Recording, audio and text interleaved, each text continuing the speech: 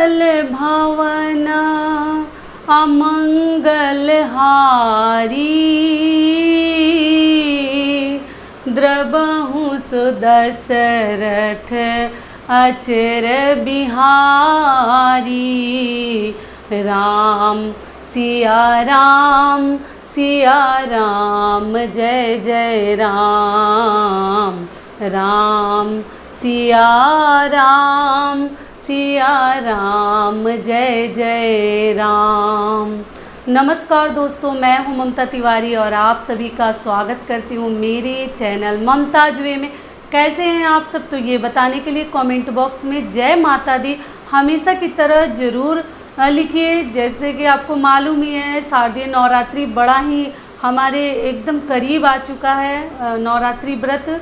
तो उसके लिए पूजा पाठ कैसे करनी है, खुद से कलश स्थापना कैसे करें, पूजा विधि, सामग्री, नियम, सब कुछ मैं अपने लास्ट वीडियो में बता चुकी हूँ। अगर आप चाहें, अगर पाठ की विधि जानना चाहते हैं, खुद से पूजा पाठ कैसे करें, तो उस वीडियो को आप चेकआउट कर सकते हैं। उसका लिंक भी मैं इस वीडियो में दे सकती हूँ, उस वीडियो का, तो आप उस प्रकार से कर सकते हैं अगर आप चाहें तब।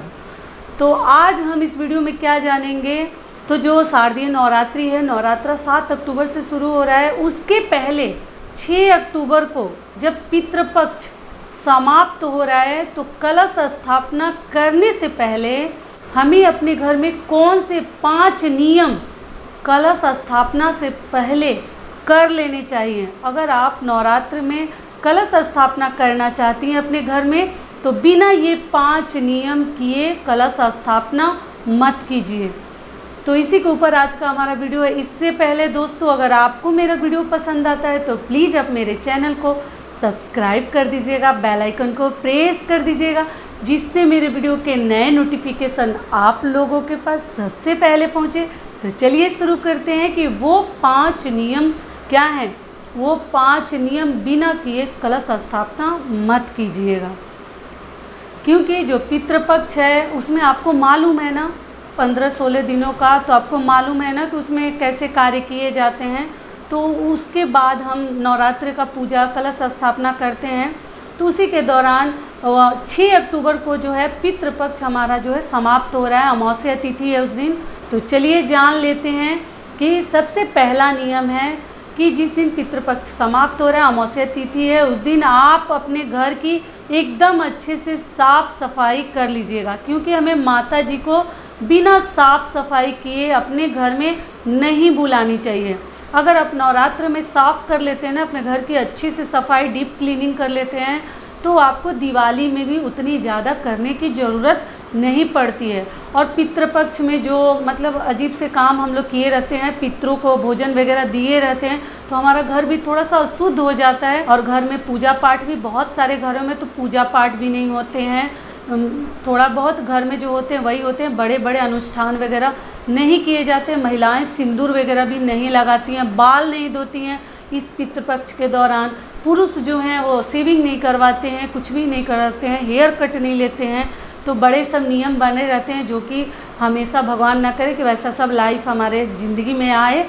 तो इसलिए वो पितृपक्ष को मतलब ख़त्म करने के लिए उस दिन हमें बड़ा साफ़ सुथरे से अपने घर को डीप क्लीनिंग कर लेनी चाहिए, और करके ही कलश स्थापना की तैयारी में लगनी चाहिए।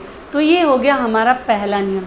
दूसरा नियम क्या है कि आप अपने पूजा मंदिर में ना जितने भगवान का आप फोटो रखे हैं, मूर्ति रखे हैं, प्रतिमा रखे हैं, कपड़ा एक भिगा लीजिएगा कॉटन का, और उससे सारे फ़ोटो को पोंछ दीजिए।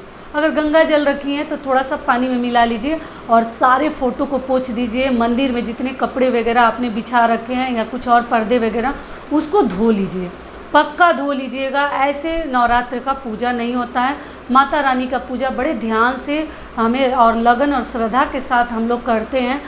तो भगवान लोग को आप अच्छे से पोंछ लीजिएगा, और जितने भी पर्दे कपड़े लगे हैं सबको धो डालिएगा। जितने आपके मंदिर में पूजा के बर्तन हैं उसी दिन आप धोकर सब साफ़ कर लीजिए, दीपक वगैरह, और करके तब माता रानी को अपने घर आपको बुलानी चाहिए। मंदिर की साफ़ सफाई तो एकदम अच्छे से कर लीजिए।